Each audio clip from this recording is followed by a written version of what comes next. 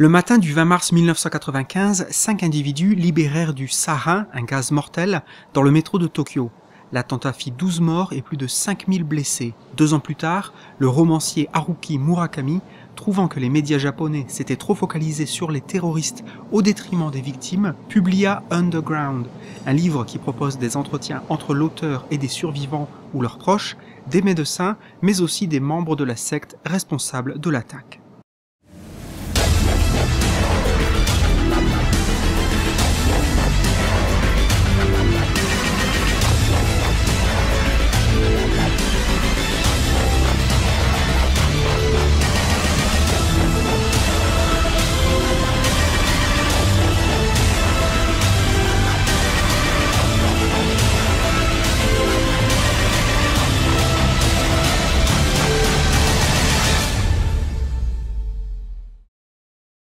Au cours de 5 attaques coordonnées, les auteurs de l'attentat diffusèrent aux heures de pointe du sarin sur 3 lignes du métro de Tokyo.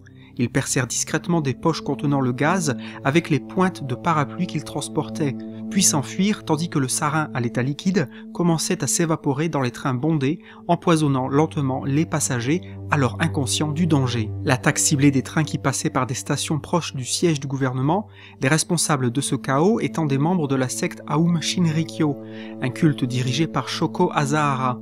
Celui-ci publia même un livre dans lequel il se déclarait être le seul maître pleinement illuminé du Japon et où il s'autoproclamait l'agneau de Dieu.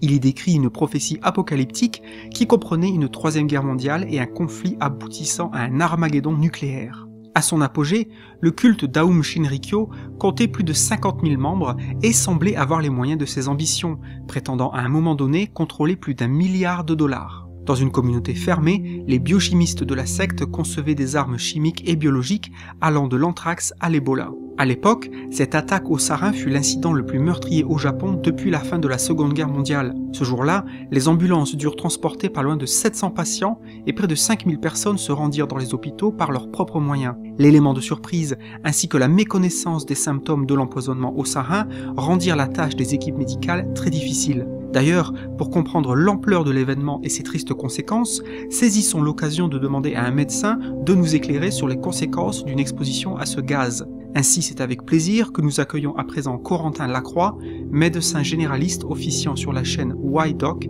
pour nous renseigner. Salut tout le monde! Le gaz sarin, c'est une belle cochonnerie. C'est un gaz qu'on ne voit pas, qu'on ne sent pas, mais qui peut être mortel. Ça fait partie des armes de guerre neurotoxiques, comme son cousin le gaz VX. On a prévu cette éventualité. Chargez le VX dans les hélicos, prenez 4 otages et évacuez. J'affronterai seul les conséquences de nos actes. Comme il est très volatile, il rentre facilement dans le corps par les poumons, et même à travers la peau. Ensuite, il se fixe sur des terminaisons nerveuses de certains neurones où il provoque une surcharge en acétylcholine. En temps normal, les neurones communiquent en s'échangeant des neurotransmetteurs, dont l'acétylcholine. Pour varier les communications, il y a une enzyme, l'acétylcholinestérase, qui permet de détruire l'acétylcholine et donc de moduler la stimulation. Mais l'intoxication au sarin bloque totalement l'action de cette enzyme, les neurones touchés sont alors hyper stimulés et plusieurs symptômes peuvent apparaître. Dans les yeux, les pupilles se resserrent et la vue se trouble. Dans la bouche, la production de salive augmente et mousse aux lèvres. Dans le ventre, le système digestif est perturbé avec des vomissements et des diarrhées. Un peu partout, les muscles se contractent, ça peut aller jusqu'aux convulsions. Dans les poumons, les bronches se resserrent, la respiration devient difficile. Et enfin, le cœur est ralenti. La tension chute, ce qui provoque des vertiges, des malaises, voire un arrêt cardiaque. Quand il ne tue pas, le sarin a abîmé les neurones et peut laisser des séquelles, comme des paralysies, des troubles de la mémoire ou des maladies respiratoires. L'intoxication au sarin peut se soigner si on agit vite, avec notamment de l'atropine qui va bloquer les récepteurs à acétylcholine et donc arrêter cette hyperstimulation. L'atropine qui l'injecte maintenant. Voilà, j'espère que vous en savez un peu plus sur le sarin, c'est vraiment une belle cochonnerie. Si vous voulez apprendre d'autres trucs cool en médecine, venez faire un tour sur Y-Doc. En attendant, moi je vous laisse avec la suite de l'histoire de l'attentat de Tokyo. À bientôt. Avec son livre, Haruki Murakami avait 2 souhaits, 2 objectifs. D'une part, il voulait interroger les victimes pour essayer d'établir précisément ce qui s'était passé dans le métro ce jour-là, tel qu'elles l'ont vécu, et non pas selon la presse. Leur donner une voix aussi limpide et claire que possible, sans filtre. Entendre comment cet attentat les affecta, sur le moment, mais également sur le long terme. Par exemple, il sera difficile de ne pas être ému devant le récit de cette jeune femme d'une vingtaine d'années qui était pleine de promesses et qui aujourd'hui a quasiment perdu l'usage de la parole ainsi que sa motricité et la mémoire. Simplement parce qu'elle se trouvait au mauvais endroit, au mauvais moment. Son sort, raconté par son frère qui aujourd'hui passe tout son temps libre au chevet de sa sœur, ne laissera pas le lecteur indifférent. Ou encore, on découvrira l'histoire de cette jeune femme alors enceinte de son premier enfant au moment des faits et qui perdit son mari dans l'attentat.